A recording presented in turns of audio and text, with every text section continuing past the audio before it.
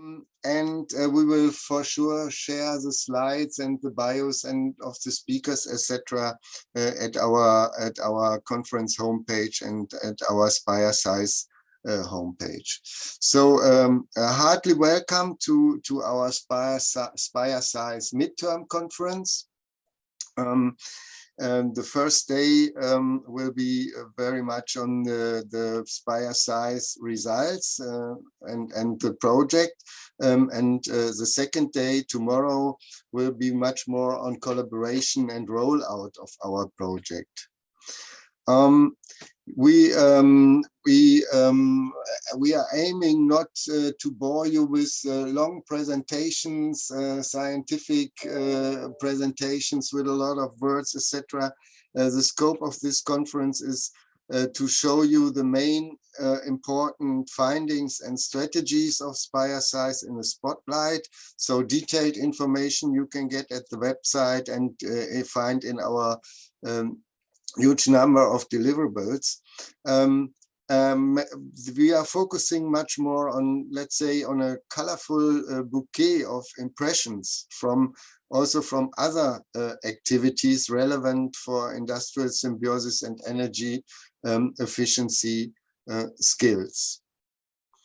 Yes, maybe some words to my person. So my name is Antonius Schröder. I'm from the TU Dortmund University. I'm in the management of the Social Research Center there, and I'm coordinating this project, Spire-Sais. But I'm also engaged in the European Steel Technology Platform, in a focus group people, and in the Processes for Planet program with a permanent working group on societal innovation. That shows that my main orientation is to combine technological and social innovation, and it might be that I will show or come with my mission time by time during the 2 days of the conference. So thank you very much for joining. You see here the Spire-Sais team. We are a lot of partners. I present this very briefly. And you see we are very well gendered as well in this project. But now I will move on to the next slide to show you, give you a short introduction. Yeah, maybe a short way through the agenda. The first day is how to define and adjust skills and jobs for a future-proven energy-intensive industry. That's the background of our project. We will have some introduction from the European Commission, but also from the Spire program. Then we will focus on the first results concerning our 3 work packages on technological development, industry skills, and industry skills needs, and VET system support. And we will have a spotlight on industry practices and workforce upskilling. At the end of this day, we will focus very much to our Spire-Sais blueprint prototype, what we call it, and reflect it from different perspectives, as shown here in the agenda.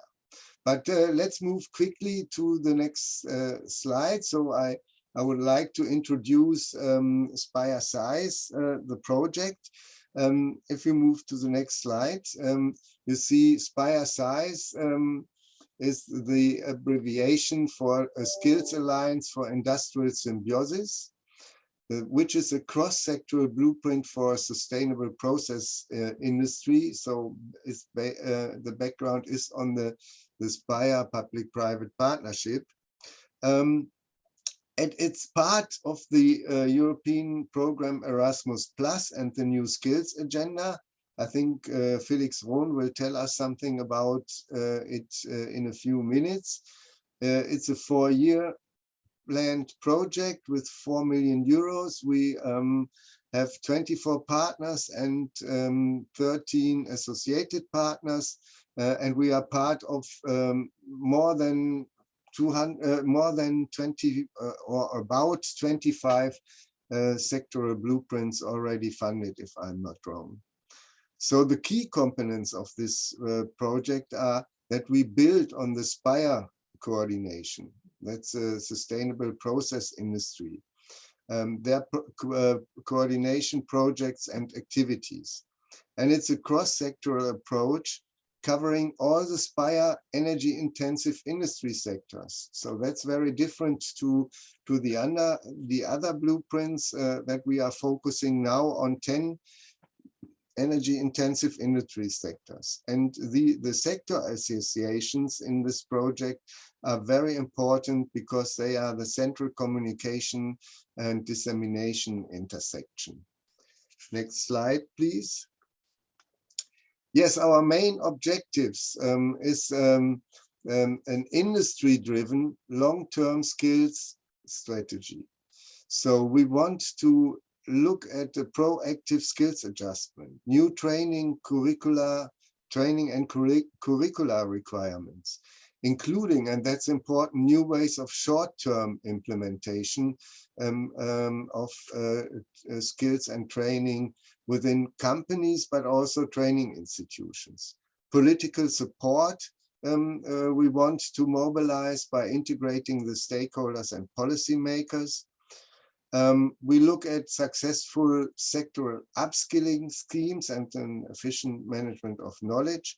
And for sure, that's the main challenge also of the energy intensive industries, to look at recruitment and retention and the image of the industry. Key performance indicators are developed to monitor our project.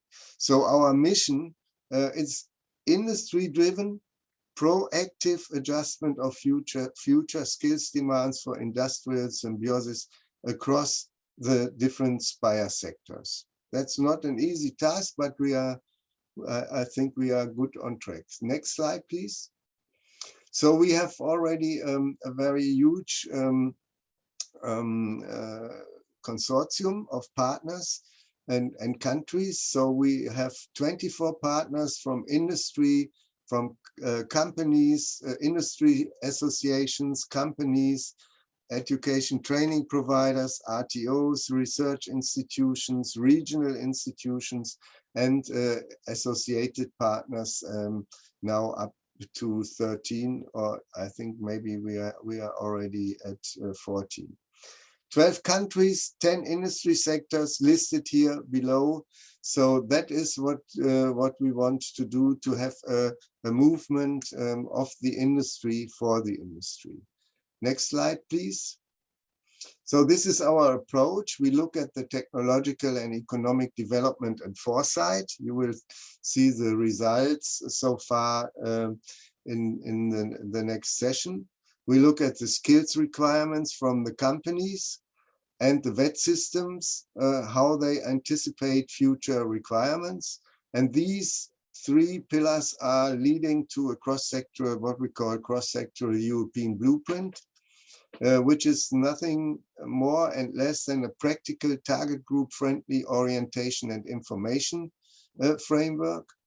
This will be transferred and implemented in a rollout, and policy recommendations for sure, and also dissemination are in place in this project as well. So that's our approach. Next slide. So the expected results, it's a kind of repeating of the objectives. So we look for, and I will repeat this several times, we look for industry-driven long-term skills strategy, adjusting the workforce proactively, monitor and shorten the implementation of industry-relevant qualification in national vet systems, developing exchanging modules, tools, and experiences, and developing a blueprint to be discussed and compared with other solutions of the blueprint projects. So we will have tomorrow 3 blueprints in place, so that you could get also a short spotlight on other sectoral blueprints. So that's from my side up to now. I think this was the last slide. Please move on a bit. Yes, and now I can. I have the pleasure to hand over to Felix Rohn from DG Employment of the European Commission, who is very much engaged and in charge of the blueprints for sectoral cooperation on skills. He's also working in the Pact for Skills teams, where he will present us tomorrow this new initiative of the European Commission. And yes, he is also seen as an interface between the skills and qualification units in different DGs. So heartily welcome to Felix. The floor is yours. Thank you, Antonius. You said it. I'm working on the sectoral approach since 13 years now. And this is why I will also give you a look back when I speak about the theme, why this project. So I share my screen. If you let me share it. I have a message, you cannot start screen. Can I now? Did you stop sharing? Yes, okay. Should be possible now. And it should be possible now. Share. From the beginning. So, as I said, I give you a background on the, well, here it says Blueprint for Sectoral Cooperation on Skills. The blueprint did not come out of the blue. And that's what I'm going to present you now. So in 2009, in the Vocational Education and Training Unit in the Commission, we have noticed that many other services in the Commission are working on skills.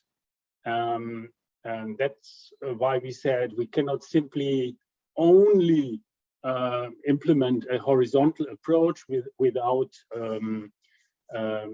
working together with the other units that are dealing with sectors, with economic sectors.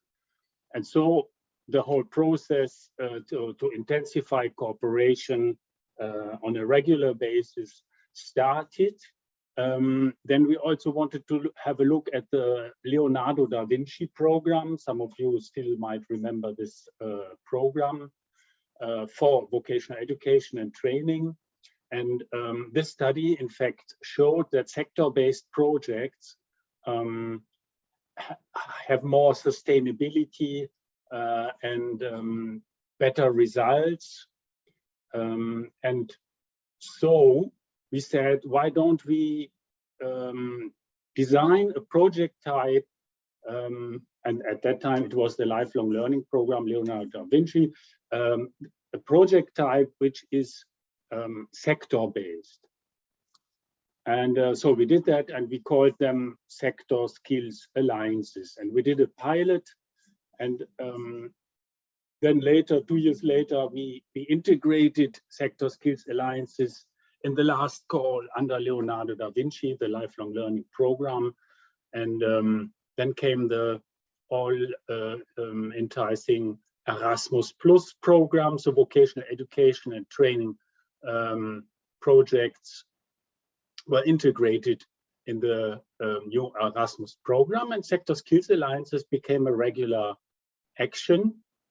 And it was always meant to support the skills dimension of EU sectoral policies. And I will give you a concrete, I will come back to that after that slide. I'm through with this slide.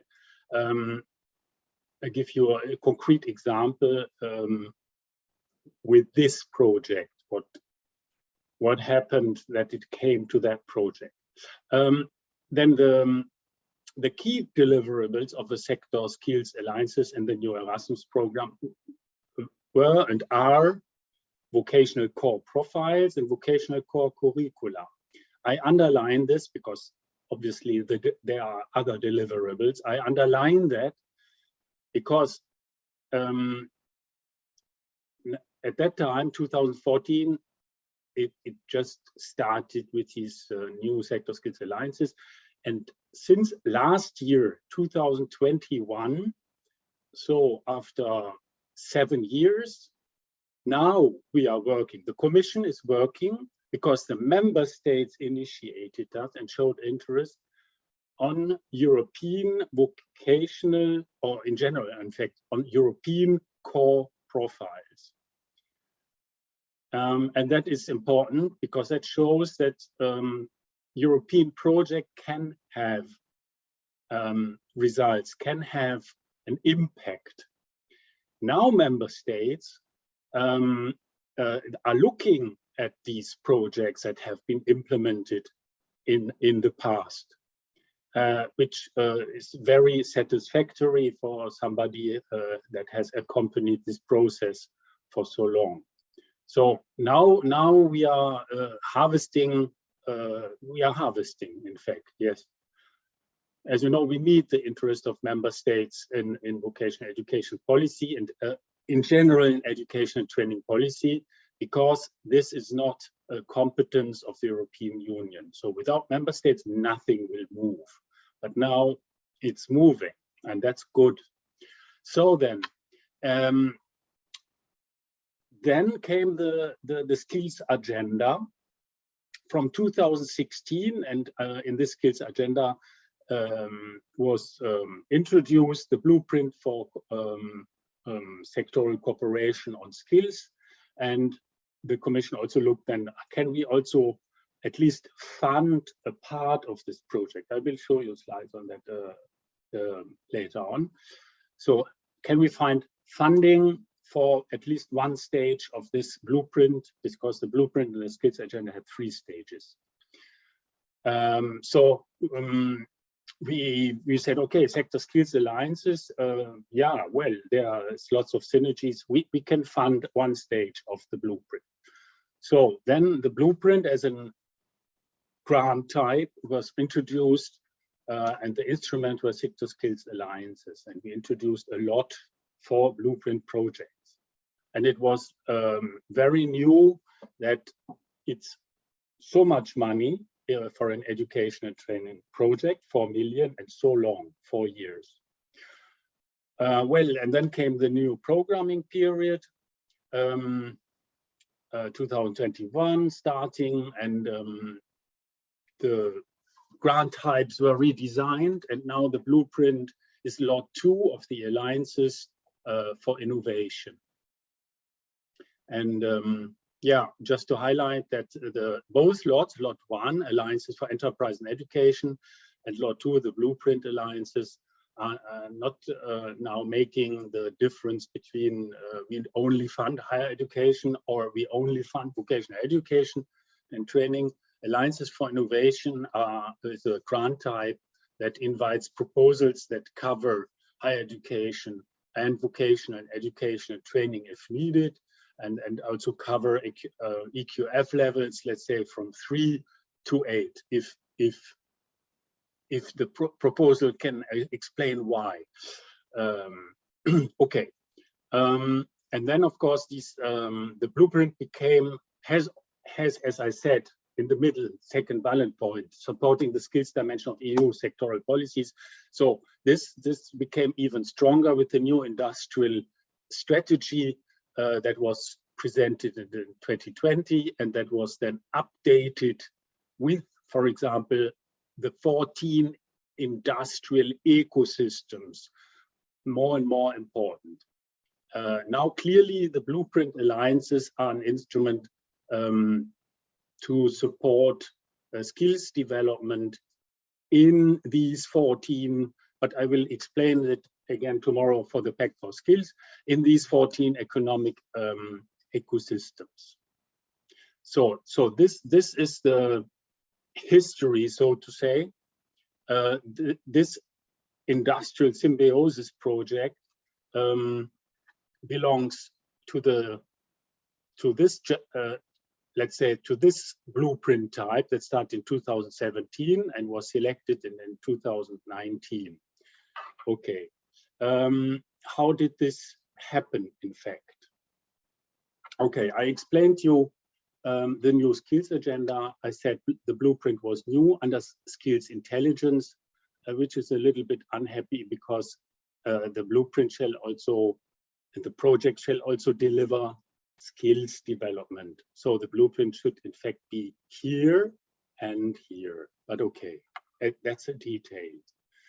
The blueprint as it was presented in the skills agenda 2016 had 3 stages.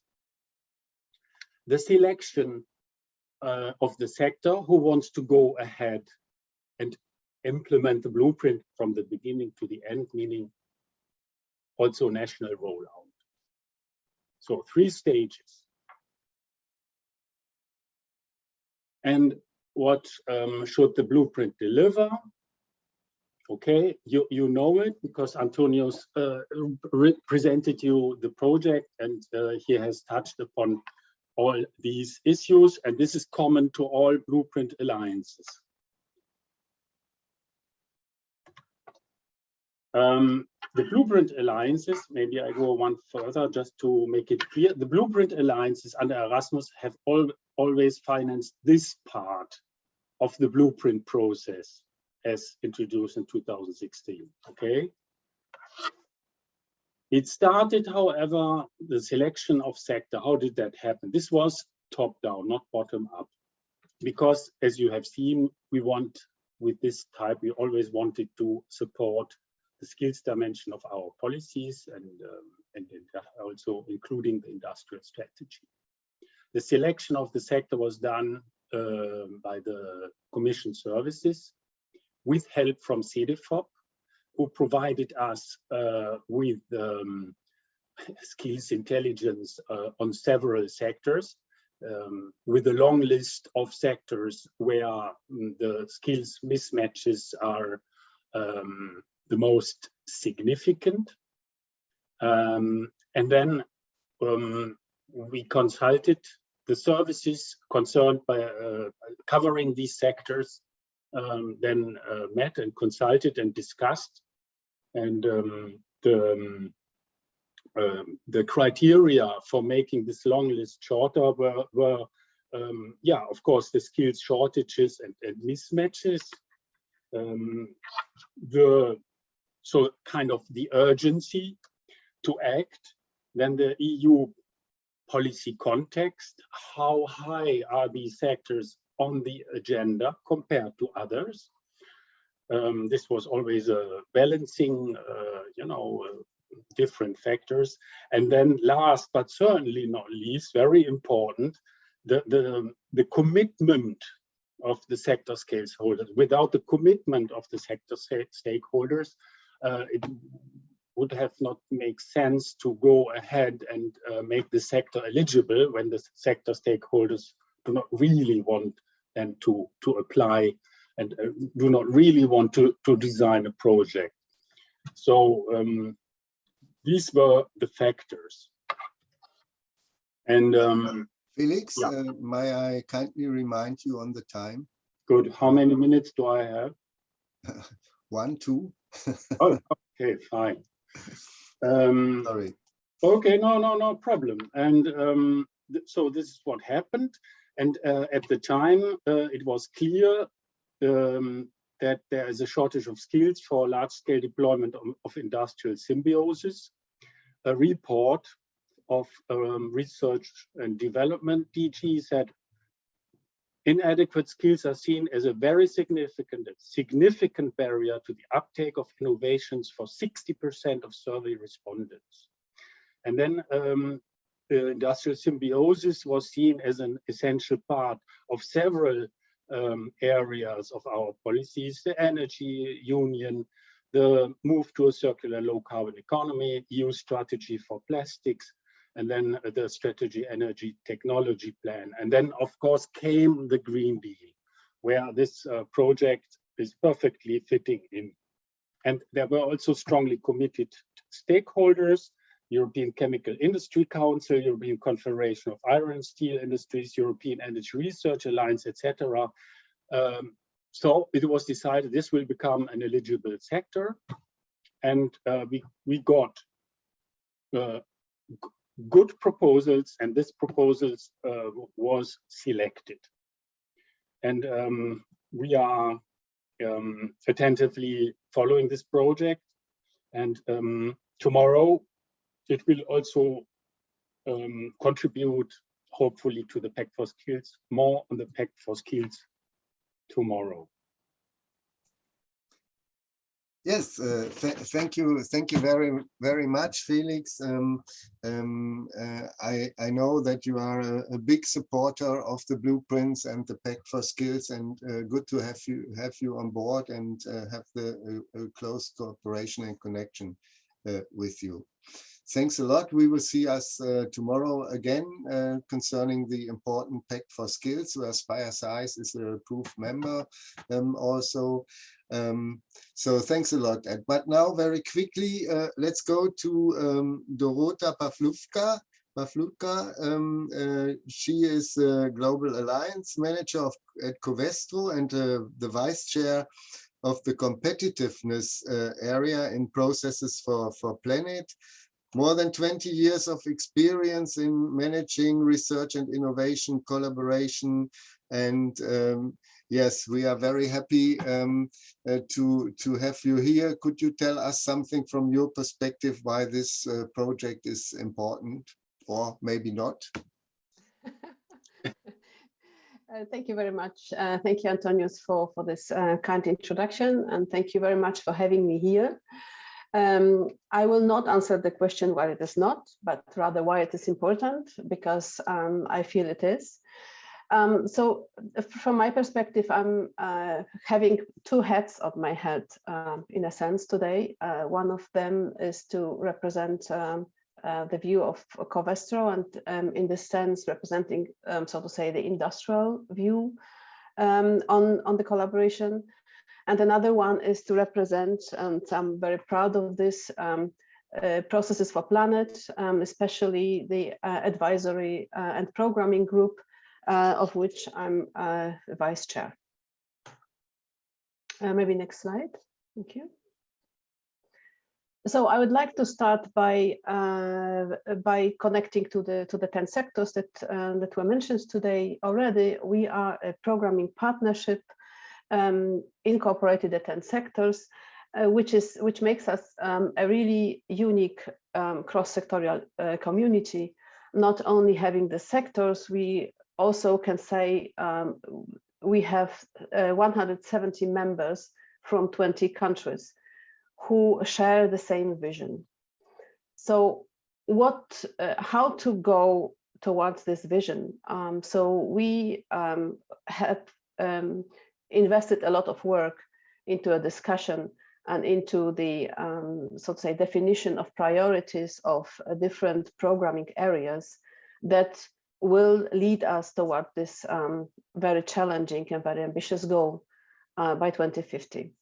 So we have 36 innovation programs, which are mostly technologically driven, because we, of course,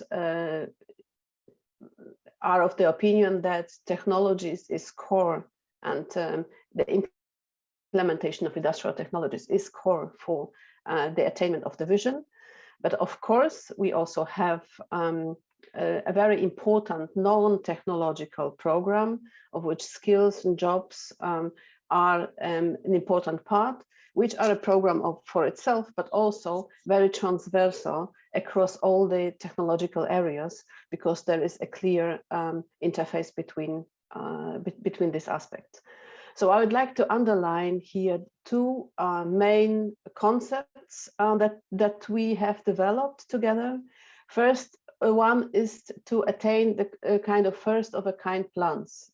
So the core of the concept says that industry needs to be transferred towards sustainability And one of the ideas would be to have technologies, a couple of technologies that are complementary, and then all together bring a synergy and bring this transformation forward, which is a very ambitious goal as well. Another concept is the so-called hubs for circularity, which also aims at, so to say, complementarity of technologies and of different concepts, but from the regional perspective. So using the synergies and using the advantage of local proximity of plants neighboring, which is of course a very important concept when it comes to industrial urban symbiosis, which is a core of this project as well. And for both of these concepts, of course, there is a huge interaction necessary between the technological aspect, industrial aspect, and the societal aspect, as well as, of course, education and exchange of knowledge. So by doing all this, we are following the ambitions to enable prosperity for all, which is our overarching goal. And we defined it as 3 focal points. One of them is climate neutrality. One of them is near zero landfilling and water discharge, which is about resource efficiency. And then, of course, competitiveness, so that we can keep jobs and keep industry on the right level. Or in other words, as we at Covestro would say, what we want to do is to make the world a brighter place. Doing all this, of course, we collaborate very closely with the European Commission. Okay, next slide. Okay, so this for the systemic solutions, which are both the first of a kind plans and hubs for circularity, we need to place attention, or to focus our attention both on technological knowledge exchange and also on non-technological social innovation related aspects, which will help to deliver more societal, economic and market impact. So not going into the technology a lot, I would like to underline the non-technological aspects that are identified, which are about EU national, regional framework conditions, about management of market and consumer demands and changes related to this, about the development of common tools that will help us to develop standards and to develop KPIs for different new concepts as well. And of course, a huge, so to say, focus is also on human resources, skills and labor markets, and of course on gender balance. So I see this exchange of knowledge, both technological and non-technological, on 2 different levels. One of them would be to between innovators from science and industry and across sectors and domains, with the aim of them being aware what's going on, and to, so to say, become more fruitful when it comes to closing gaps and the development of new concepts. So that's one, so they are enabled to drive innovation further. And the second level of, so to say, exchange is to develop and adapt the level of knowledge and job profiles to innovation-related changes in companies and in organizations, and to train employees so they can come, so to say, simultaneously well prepared into the change. Both aspects and both level of knowledge, to deal with it, we from Spire, in collaboration with the European Commission, launched a call for proposals for the so-called community of practice between hubs, between regional solutions, where we would like to address the knowledge exchange, so to say, aspect with working group of experts and with communities and so on and so on. And maybe I can only mention very, very briefly that this call has already been closed and evaluated. And so we are very happy, looking forward to having the prospect of starting a new community of practice probably in June. So it will be nice to see so that we can collaborate in on this region as well. So maybe to satisfy my two heads, I would like to mention as well that look forward to the session today, still today, on the exchange on best practice, industrial practice, where also my colleague will be presenting, and also to the session tomorrow, where which will be devoted to the collaboration, possible collaborations, where we will be talking also on the European community of practice. Next slide. So I would like to close with some motivational slide, which tries, of course, to make the point, answering the question that was asked at the beginning. So why is this project important? Because it addresses exactly so the right questions, and because novel technological systemic solutions can only reach their full potential with highly skilled and trained employees, and because to boost competitiveness, we need, of course, skilled labor force, and which will make the regions more attractive and competitive, and which will hopefully boost also the investments by companies and by regional authorities, and attract talents again and again. So we hope that this spiral, so to say, will be very positive only if we have the right people, right place, and well trained. Next slide. Having said this, I'm very happy that both A.Spire and as Covestro, we are part of this project, and I'm very excited about the sessions to come, and wish us all a fruitful conference. Thank you very much.